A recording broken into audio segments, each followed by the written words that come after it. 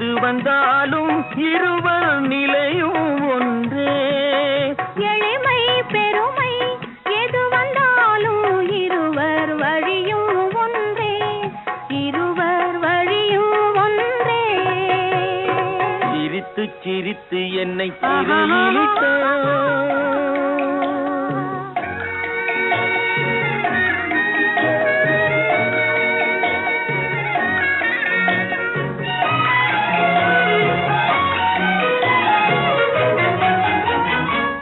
இளமை சுகமும் இனிமை கனவும் இருவர் மனமும் ஒன்றே.